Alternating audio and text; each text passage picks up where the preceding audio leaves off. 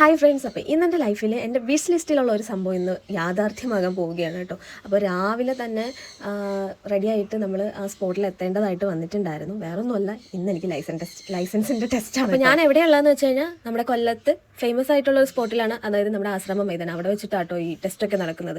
അപ്പോൾ രാവിലെ 5:30 ആയപ്പോൾ എണീറ്റ് 6:15 അവിടെ ചെല്ലണമെന്ന് പറഞ്ഞതാണ്. ഞാൻ വന്നപ്പോഴത്തേക്കും 7 മണിക്ക് കഴിഞ്ഞിട്ടുണ്ടായിരുന്നു.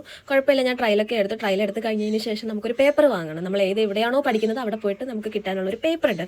ആ പേപ്പറൊക്കെ വാങ്ങാൻ വേണ്ടി പോയിട്ട് രാവിലെ അവിടെ ഒറ്റയ്ക്കാണെന്നുള്ള പേടിയൊന്നും എനിക്ക് ഉണ്ടായിരുന്നില്ല. എനിക്ക് കുറേ ചേച്ചിമാരെയൊക്കെ എനിക്ക് കൂട്ടിന് കിട്ടിയിട്ടുണ്ടായിരുന്നു. അതുപോലെ തന്നെ നമ്മളിങ്ങനെ നടന്നു പോകുന്ന വഴിക്ക് കുറേ പിള്ളേർ ക്രിക്കറ്റ് കളിക്കുന്നവരുണ്ടായിരുന്നു, ട്രയൽ എടുക്കുന്നവരുണ്ടായിരുന്നു, പിന്നെ ജോഗിങ്ങിന് വരുന്നവരൊക്കെ ഉണ്ടായിരുന്നു. അതുകൊണ്ട് ഒറ്റയ്ക്കാണെന്നുള്ള പേടി എനിക്കില്ലായിരുന്നു.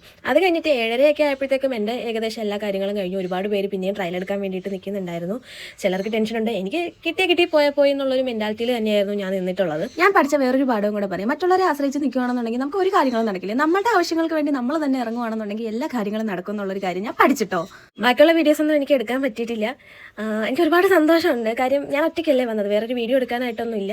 എല്ലാം എൻ്റെത് ഏകദേശം ഒരു 10 മണിയൊക്കെ ആയപ്പോഴത്തേക്കും കാര്യങ്ങളെല്ലാം കഴിഞ്ഞു. റോഡ് ടെസ്റ്റും കഴിഞ്ഞു, എട്ടെടുത്തു എല്ലാം കഴിഞ്ഞപ്പോഴത്തേക്കും റിസൾട്ട് ഞാൻ പാസ്സായിട്ടോ. ഭയങ്കര സന്തോഷമാണ്. കാരണം നമ്മളൊരു ആഗ്രഹം അത് സാധിക്കുക എന്ന് വെച്ച് കഴിഞ്ഞാൽ അത് ഭയങ്കര കാര്യമാണ്. നേരെ അവിടെ നിന്ന് ഓട്ടോ പിടിച്ചിട്ട് ഞാൻ ചിന്നക്കട ബസ് സ്റ്റാൻഡിലാണ് വന്നത്. അവിടെ നിന്ന് ബസ് കയറിയിട്ട് വേണം വീട്ടിലേക്ക് പോവാൻ.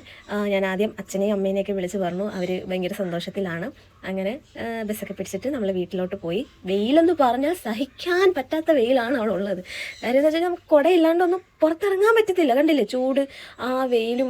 എനിക്കറിയില്ല എങ്ങനെ അത് പറയണമെന്ന് എനിക്ക് അറിയില്ല. ഈ വണ്ടിയിലൊക്കെ പോകുന്നവരുടെ കാര്യം ഞാൻ എപ്പോഴും ആലോചിക്കും. അത് മാത്രമല്ല, പുറത്ത് വെയിലത്ത് പണിയുന്ന അച്ഛന്മാരുടെ കാര്യമൊക്കെ ഞാൻ ആലോചിക്കും. എനിക്ക് ഭയങ്കര സങ്കടം വരും. കാര്യം എൻ്റെ അച്ഛനും പുറത്ത് പണിയെടുക്കുന്ന ഒരാളാണേ. അങ്ങനെ അതെല്ലാം കഴിഞ്ഞിട്ട് നമ്മുടെ വീടിൻ്റെ വഴിയിലോട്ട് ഇങ്ങനെ നടന്നു പോവുകയാണ്. കുറച്ചധികം നടക്കാനുണ്ട്. ഒരു 1-2 കിലോമീറ്ററോളം നടക്കാനുണ്ട്. അത് അപ്പോഴത്തേക്കും എൻ്റെ ഫോണിൻ്റെ ബാറ്ററി ഡെഡായി ഗൈസ്. ആ ഒരു ഇതിലെനിക്ക് ബാക്കി വീഡിയോസൊന്നും എനിക്ക് എടുക്കാൻ പറ്റില്ല. നമ്മൾക്ക് എന്താഗ്രഹം ഉണ്ടെങ്കിലും നമ്മളത് ആഗ്രഹിച്ചു കൊണ്ടേയിരിക്കുക. അതാണ് എൻ്റെ പോളിസി കേട്ടോ. നമ്മൾ ആഗ്രഹിച്ചു കൊണ്ടേയിരിക്കുക. അത് നടന്നിരിക്കും. അത് സത്യമായിട്ടുള്ളൊരു കാര്യമാണ്. അത് നടന്നിരിക്കും. നമ്മളതിന് പ്രയത്നിക്കുകയും കൂടെ വേണം. അല്ലാണ്ട് ചുമ്മാതെ ഇരുന്നിട്ട് കാര്യം. ഞാൻ മടിച്ചിട്ടാണ് എൻ്റെ പല കാര്യങ്ങളും എനിക്ക് നടക്കാതെ പോയിട്ടുള്ളത്. ഇപ്പോൾ എന്തായാലും ഞാൻ അതിൽ നിന്നൊക്കെ കുറച്ചൊക്കെ മാറിയിട്ടുണ്ട്. കാര്യങ്ങളൊക്കെ സ്വന്തമായിട്ട് ചെയ്യാനൊക്കെ നോക്കുന്നുണ്ട്. അപ്പോൾ ഇത്രയേ ഉള്ളൂ. എല്ലാവരുടെയും ആഗ്രഹങ്ങളും കാര്യങ്ങളും സാധിക്കട്ടെ എന്ന് പ്രാർത്ഥിക്കുന്നു. Tata bye bye, see U.